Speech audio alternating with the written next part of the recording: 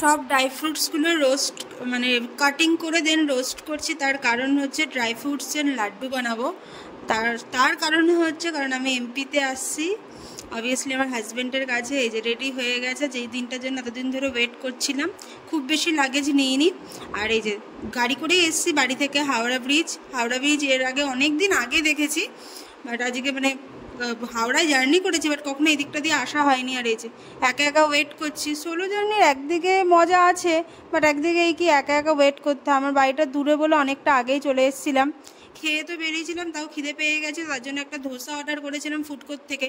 এত সুন্দর ছিল রেলওয়েতে ধোসাটা, প্লাস খুব বড় 100 রুপিস। এই যে অলরেডি ট্রেন চলে এসছে, উঠে গেছে, কিন্তু দুঃখের বিষয় আমার বগিতে হাওড়া থেকে সত্যি কেউ ওঠেনি। মাঝরাত্রে উঠেছিল আর আমার পড়েছে আপার সাইড ওপরে। আমার আপার সাইডটাই দরকার ছিল, এটা এই জন্য এই যে শুয়ে রয়েছি এখন। আর কি করব।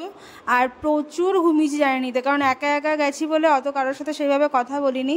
আর এই সকালবেলা নেমেছিলাম ব্রাশ করতে, তাই একটু সিনটা তুললাম, বাট এটা কোথায় বলতে পারবো না একদমই, বুঝতে পারছি না আমি নিজেই এটা কোথায়। যাই হোক, আমি আসছিলাম খান্ডোয়াতে, বেশ ভালোই লাগছিল আর কি বলবো। আর তারপরে সেরমভাবে কিছু খেয়েছি বলতে রাত্রিবেলা তো শুয়ে পড়েছিলাম, সকালবেলা নিয়ে তো গেছি প্রচুর খাবার, বাট কিছু খেতে ইচ্ছা হয়নি। এই বানটা খাচ্ছিলাম আর তার সাথে একটা ওয়েব সিরিজ দেখছিলাম নেটফ্লিক্সে, ক্লাস বলে। পুরোটা কমপ্লিট করিনি, বা যেইটুখানি দেখেছি খুব ভালো লাগছিলো। আর তারপরে দেখো দুপুরের খাবার খালি অর্ডার দিয়েছিলাম, বাড়ির একটু ঝাল ঝাল খেতে ইচ্ছে করছিলো বলে অর্ডার দিলাম, কিন্তু এত জঘন্য খাবার আমি পৃথিবীতে মনে হয় ফার্স্ট টাইম খেলাম। এটা তো খেতেই পাইনি। ওইদিকে রুটি পরে দিয়েছিল, এই যে রুটি, এই রুটিটা দিয়েছিল বলে মঙ্গল, বিকজ রুটির ওপর একটু বাটার লাগিয়ে দিয়েছিল বলে আমি রুটি আর ডিমটা দিয়ে খেতে পেরেছিলাম। আর এই যে অবশেষে 37 ঘন্টা না, সরি 30 ঘন্টা